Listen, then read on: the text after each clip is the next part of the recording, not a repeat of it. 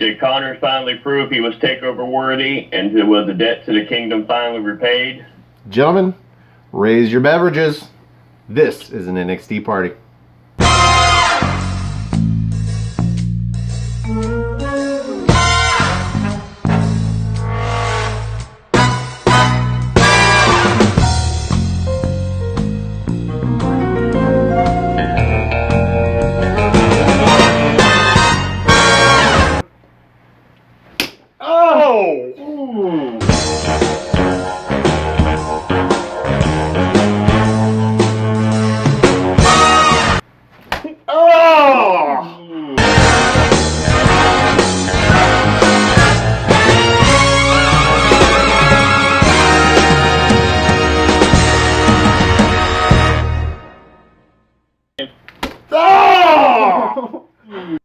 Welcome everybody to the NXT party for episode number 83 of NXT UK. I am the rated R reviewer Stefan Osborne, joined as always by the General Jerry Slaughter. Good morning, wrestling fans. And we've got the Chris's on the big screen. Chris Willace, Chris Mace. How's it going, guys? Oh, going good. Yes. Yes. I tricked you. I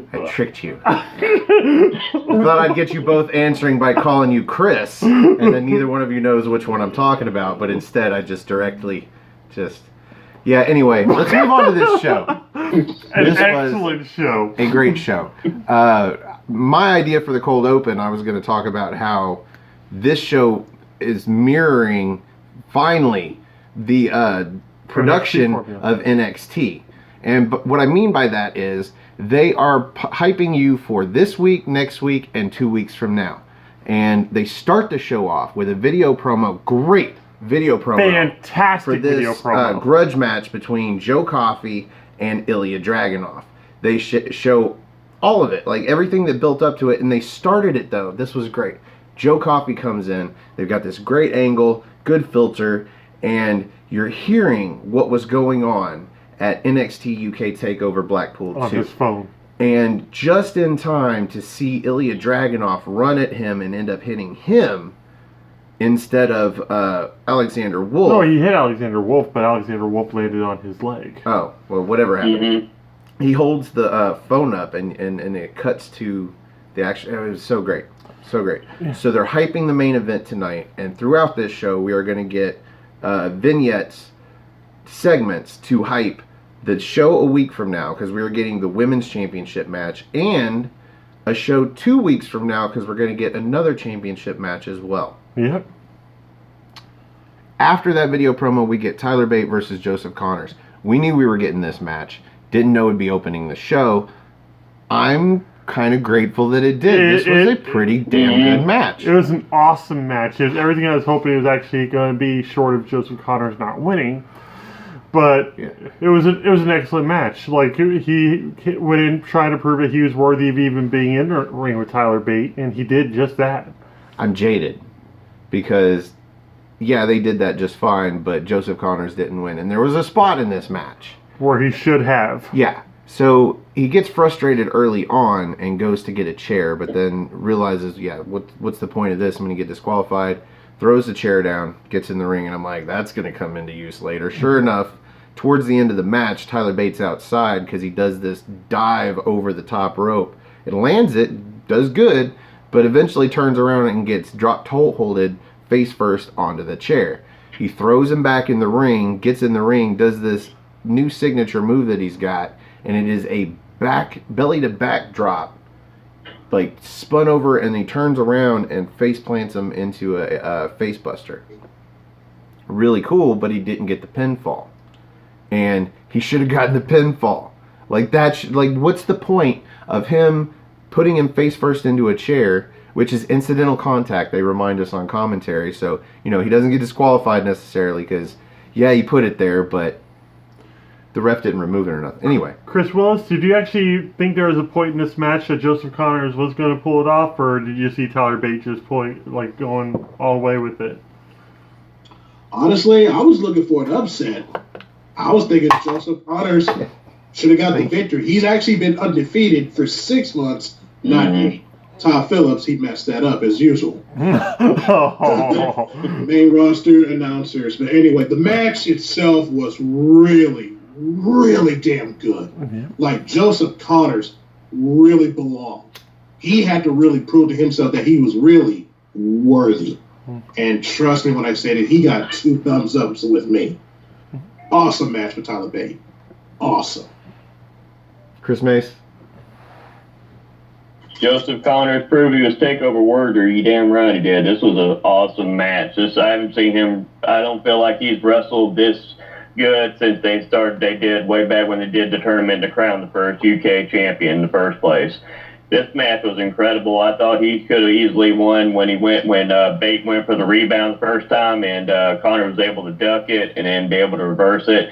I thought right then and there that's what we should have done, something where he should have gotten the advantage, hit the don't look down and beat him, because he went for the don't look down, but then it got reversed with the tornado DDT.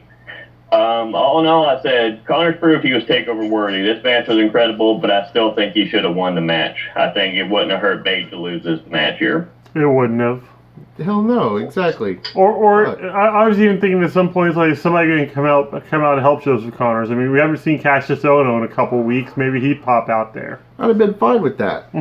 But to build him up for 6 months, to have him lose to Tyler Bate, even after getting the opportunity to use a chair legally, somehow use a chair legally, he still managed to lose. He still managed to lose, yes. Fuck. Jerry, any other thoughts before I break it down? Because there were some good spots here. I think it's probably the green tights too, but go on. Well, Connors initially gets the upper hand in the best heel way possible. He just catches Tyler Bate on the top rope and just knocks him off. Just knocks him the fuck off. And he falls and hurts his midsection or something. Who knows? And then, but he just keeps getting, like, reversed by Bate. Like, Bate catches him running in and does that overhead throw. But then, what does he do? That standing shooting star press for a near fall? Yeah. Goes for that Peter Pan, though. Connors ducks it. The Peter Pan, where he goes... The rebound layer. The rebound layer, yeah. Connors ducks it. Hits a reverse sling blade bulldog. This was awesome. This is a new signature move. And I don't know what else to call it. Joseph Connors, I think, breaks out like a new move each match that he's in. Or at least some sort of innovation on one he already has.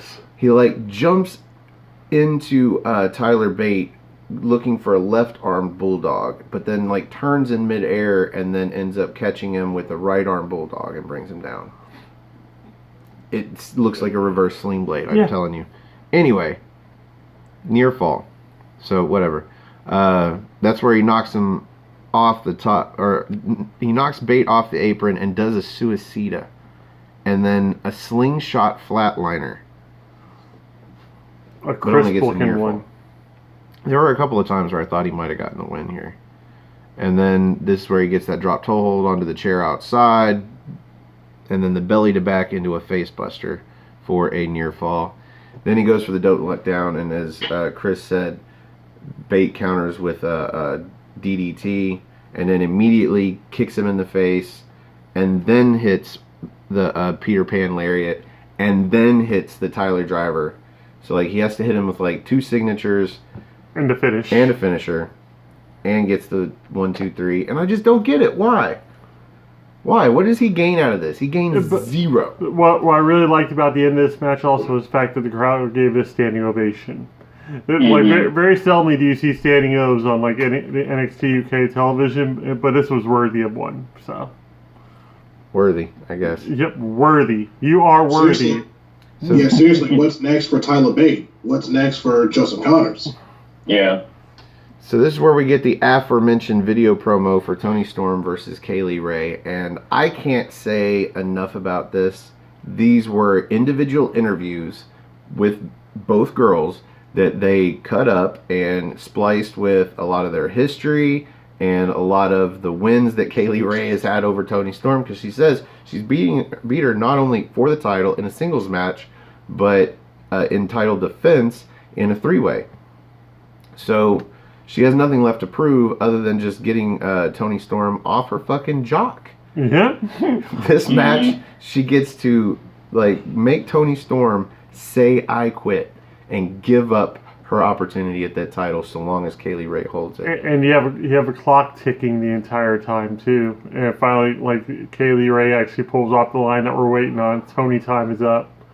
Tony time is over. So this match is next week, and I'm gonna ask Chris Mace first here. Who do you think wins?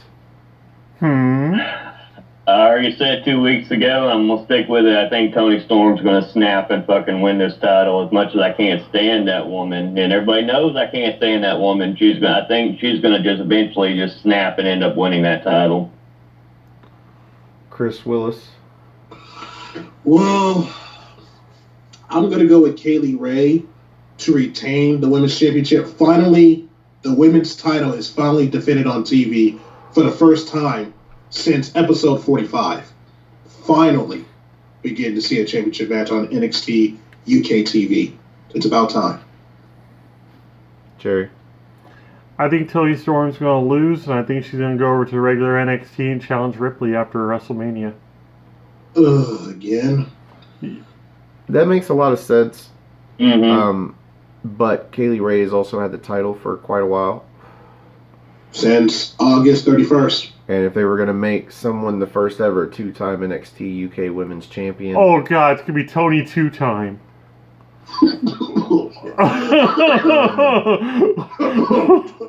This is a great... I guess they're portraying her as the underdog because she did lose the last two title matches. Mm-hmm. Not directly in the triple threat, but still.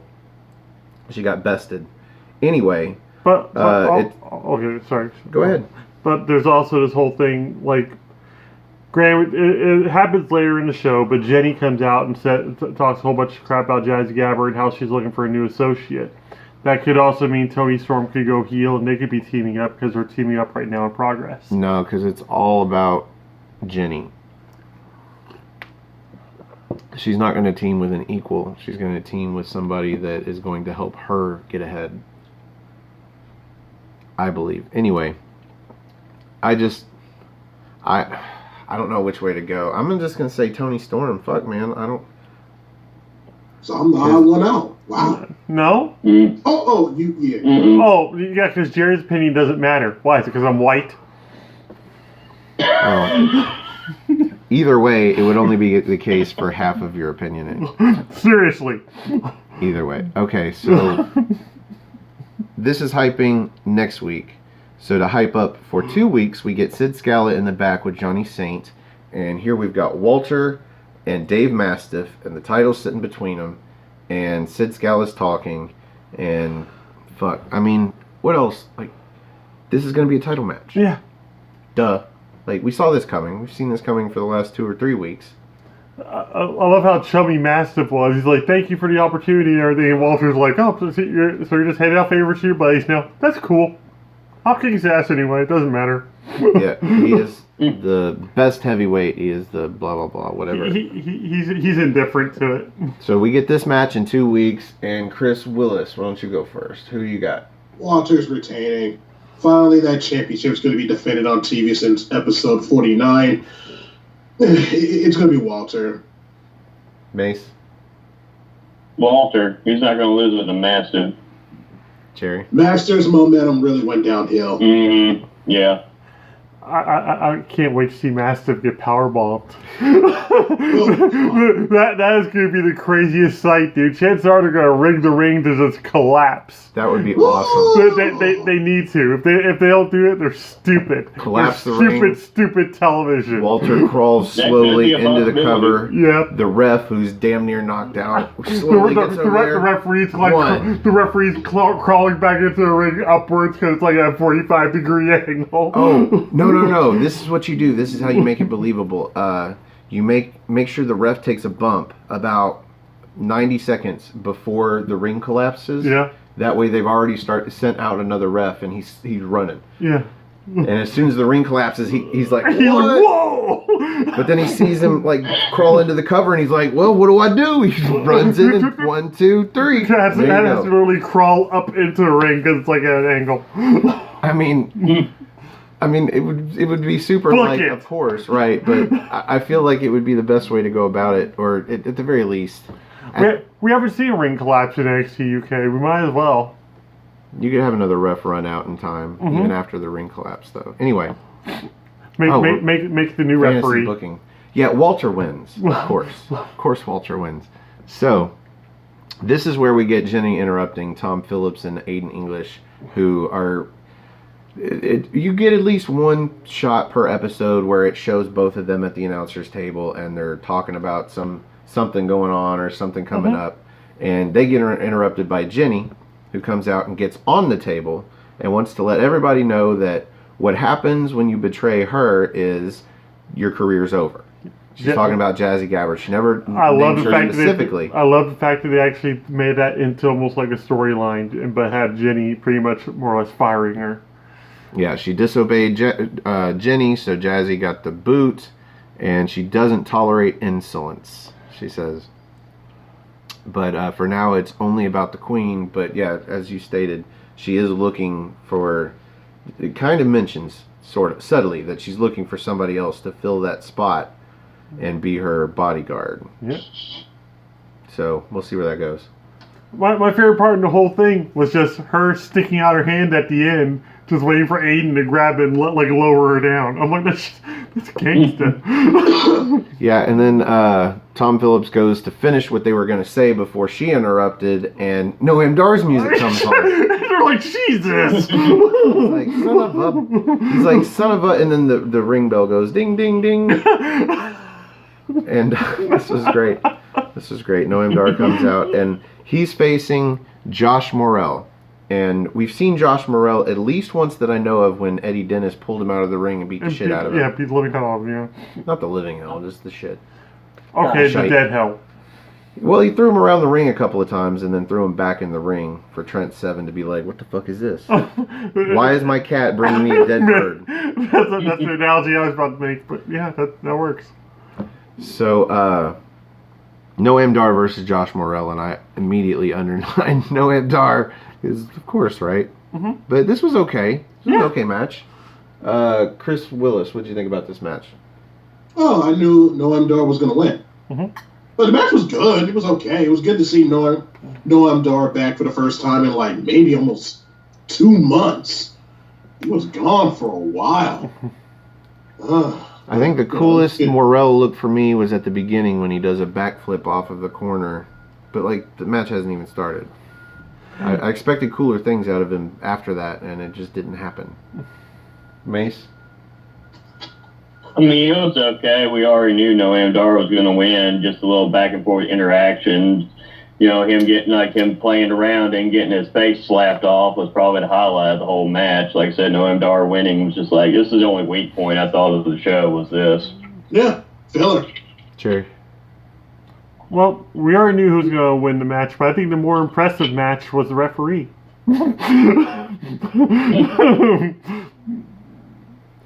Yeah. Yeah. Yep. So, we've seen her before. NXT UK has a new female referee, and I tried to find out who she was, but even Wikipedia has no idea. Nobody knows who she is. Nothing's updated, but she's cool, I guess. So her 3-count technique is very broad. It's very wide, and she comes up off the mat a lot. And very jiggly. Well, he said it, not me. Normally, I'm the crude one. I was trying to back up. Whoever's getting pinned at that point is getting a show. So anyway, she's a fine ref. Like, I don't. Indeed. But this match really didn't need much. Morrell just, like, he looked kind of green in the ring. Like, he comes off of being backdropped over the top rope where he's supposed to land on the apron, right? Lands wrong, comes down, wrecks his side, like, right under the ribs on the corner of the apron. The hardest part of the ring, don't you know? Mm-hmm. And he gets up really quickly and tries to get back on the ring while still selling the fact that, yeah, I just fell.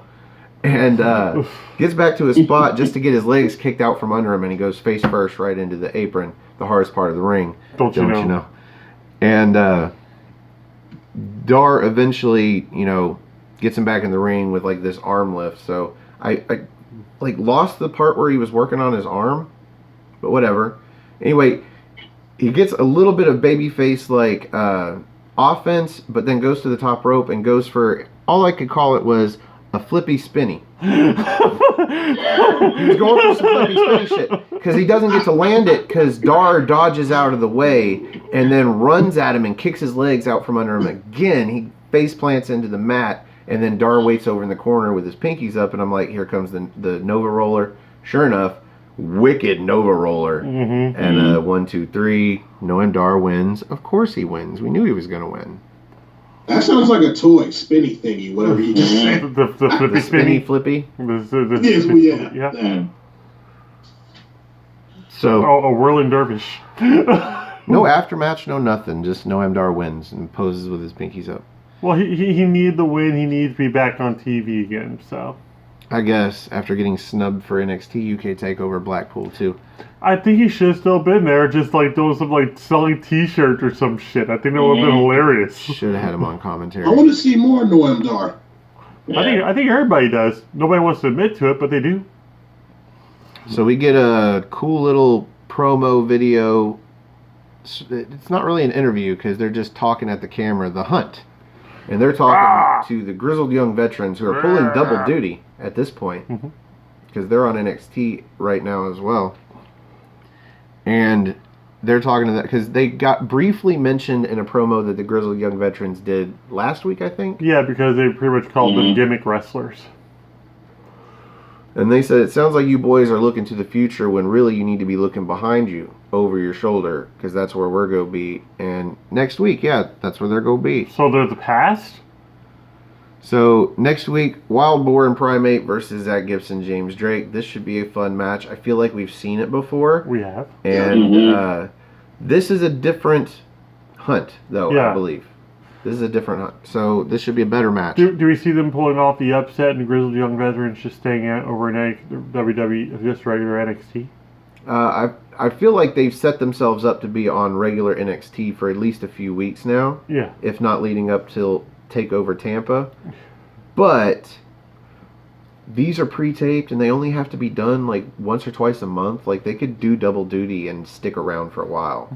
So I don't want to give it to the Hunt because I feel like the grizzled young veterans honestly should win this match. Oh, yeah. What do you think, Chris Mace?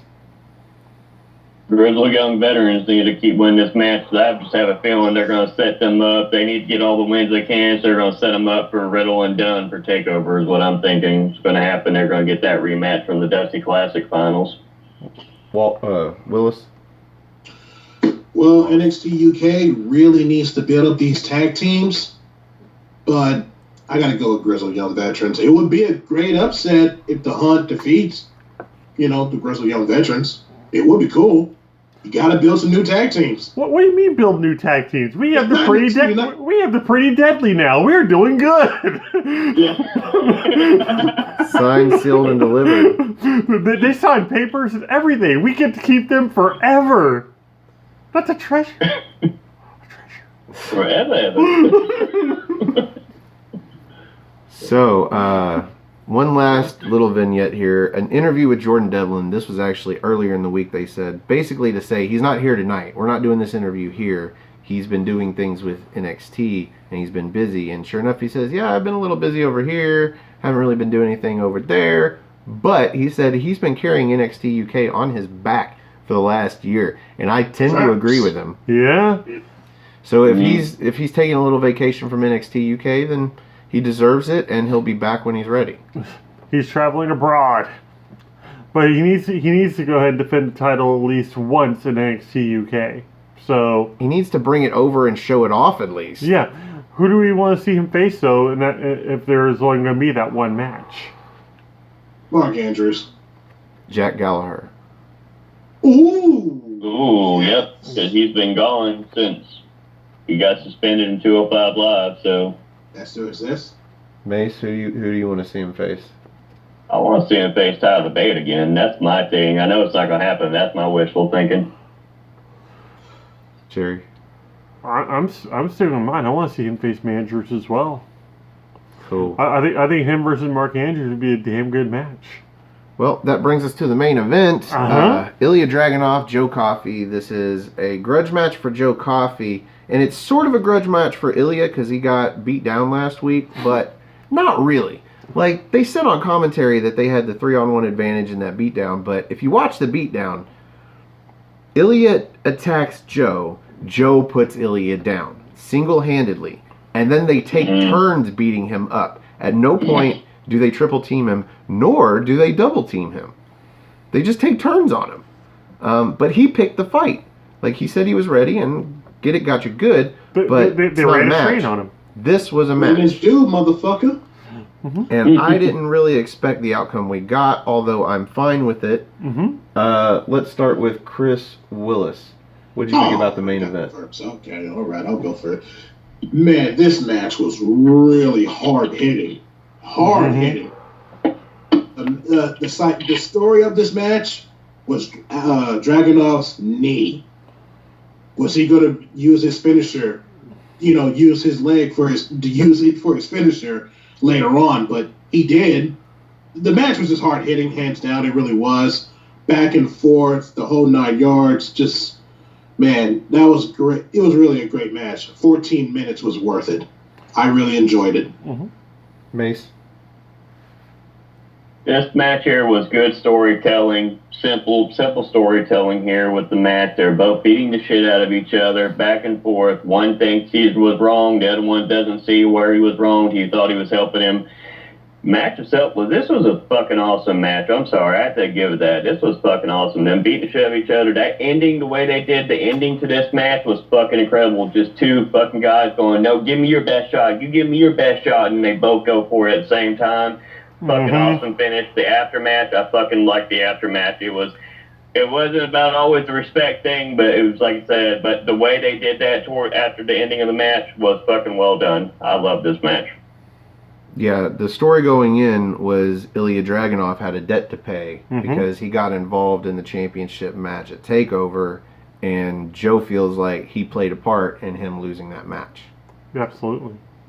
Although he also said that he claims the he claims the loss, but at the same time, Dragunov had a part in it, so he has to pay his debt. Jerry, what did you think about the main event? I thought it was spectacular. I wasn't expecting this match this week.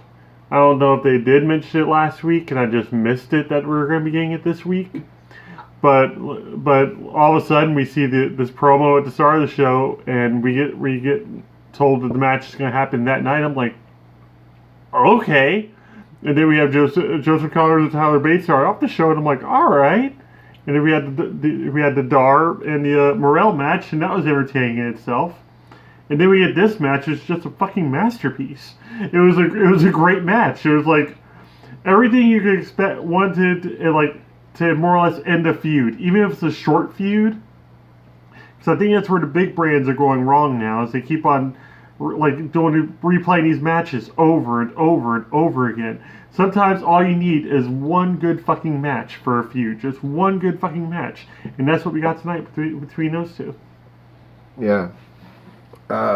As I think Willace... One of the Chris's said it. Yeah. As Chris said, the story of this match ended up being Ilya Dragunov's knee. That was Chris Willace. Like, Joe hits the Glasgow send-off kind of early, but Ilya rolls outside, and this is where he kind of takes over for a little bit, and then takes him up.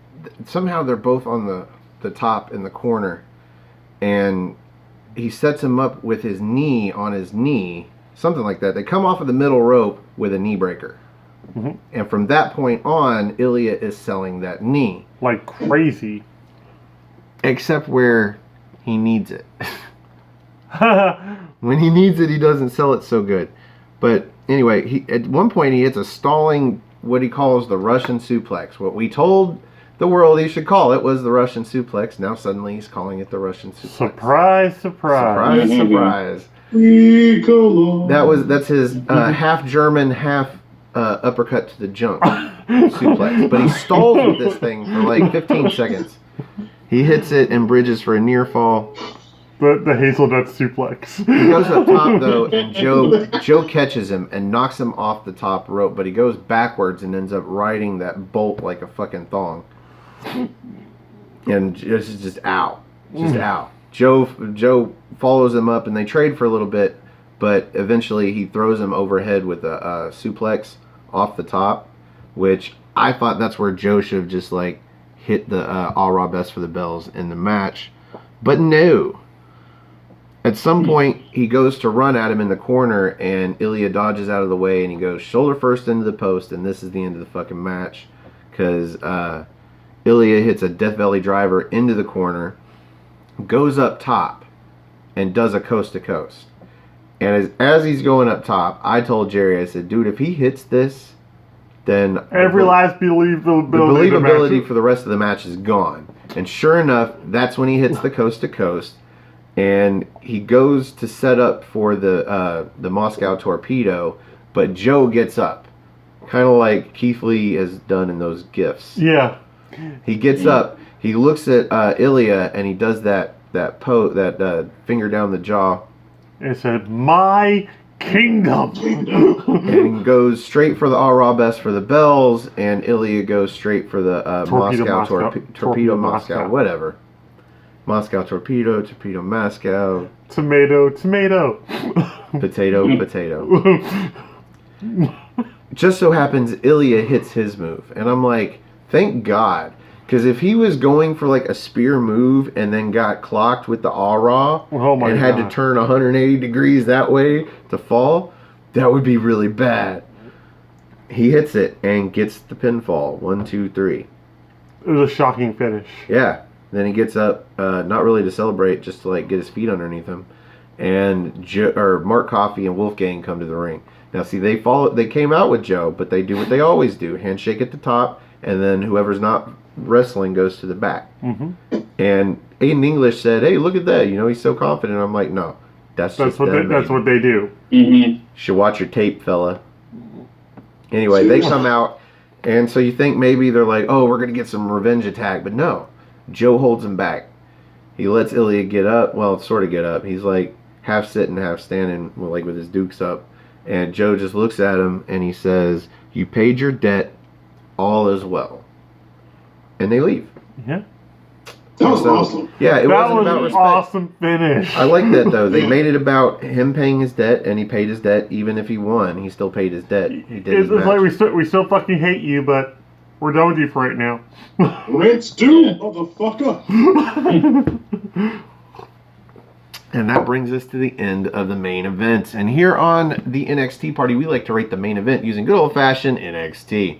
So, Chris Mace, out of 5 spots of NXT, where do you rate this main event? I'm giving it a 4.5, and I'm going to give it an extra quarter off the back of a great show, because that opening match was incredible. The promo setting up for the next 2 weeks of what's going on in NXT UK TV is incredible. Everything was really damn good with the show. Like I said, so 4.5 for the main event, extra quarter, so 4.75. Nice. Willis? I got to agree with the Holiday, man. I got to 100% agree with him. It was really a great show. I really enjoyed this episode.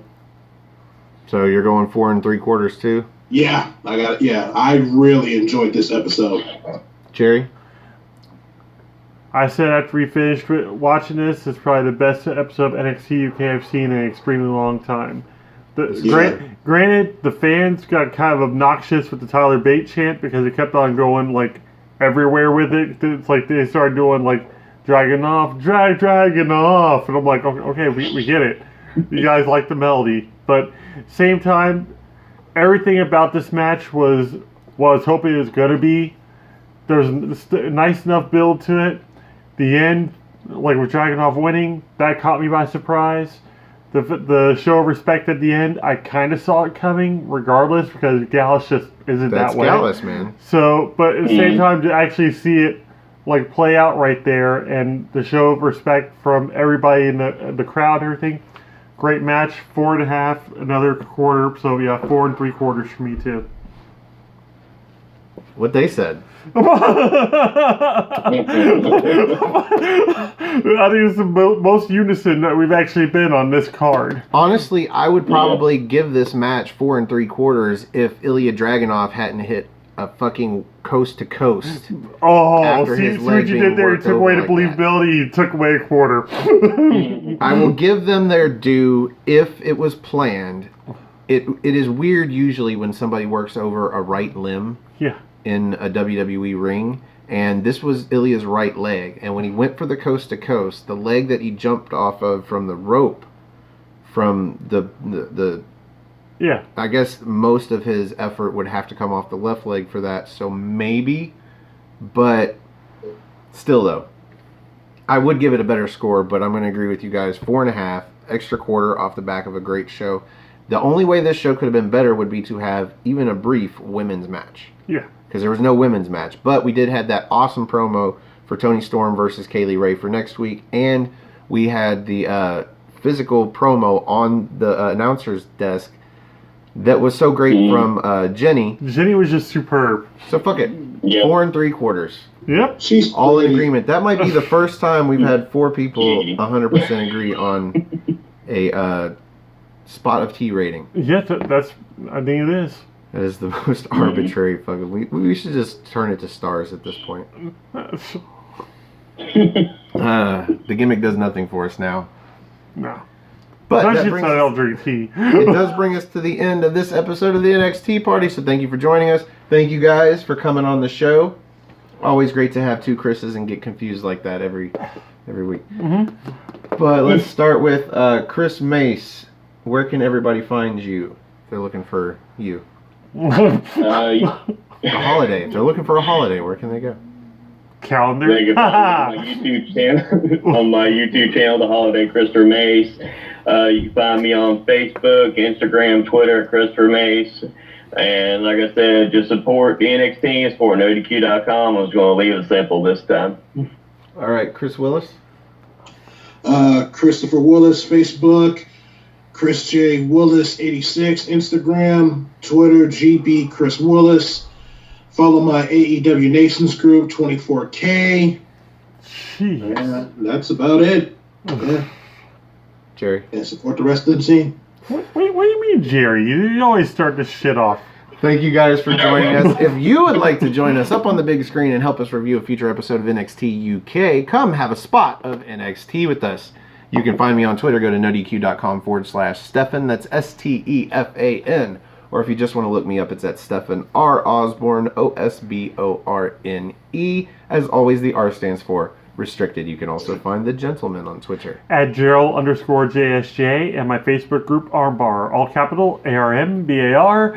Exclamation point. Yeah. Yeah. I'm the worst.